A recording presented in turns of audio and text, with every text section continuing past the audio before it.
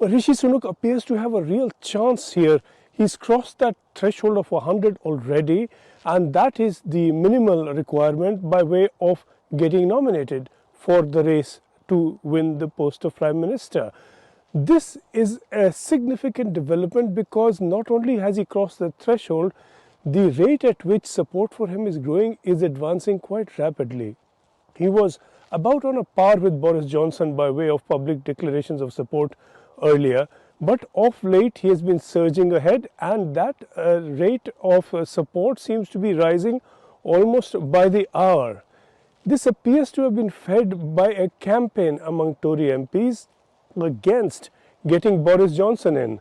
A fear has been spread that Boris Johnson, if elected, may well have to go because he faces a Privileges Committee inquiry over Partygate.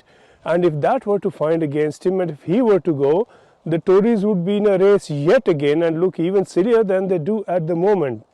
This fear has been raised quite actively in the new campaigning among members of the Tory party. The danger now for Boris Johnson is, what if he fails to reach that 100 mark?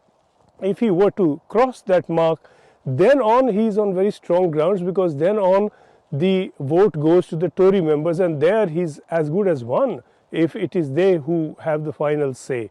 But the move by people against Johnson, and the number of these people seems to be growing all the time, if they manage to stall him and stop him from reaching that figure of 100, then he is out of the race, and that then puts Sunak at a clear advantage.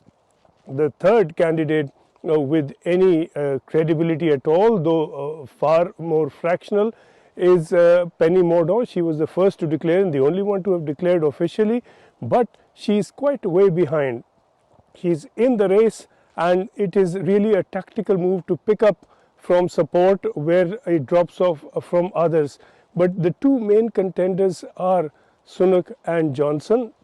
Johnson will be looking to change the scene for him after returning to London, so we can expect some very intense campaigning on his behalf.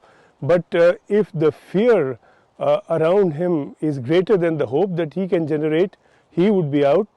That puts Rishi Sunak at the moment closer to moving into 10 Downing Street as Prime Minister than we've ever seen him near that before.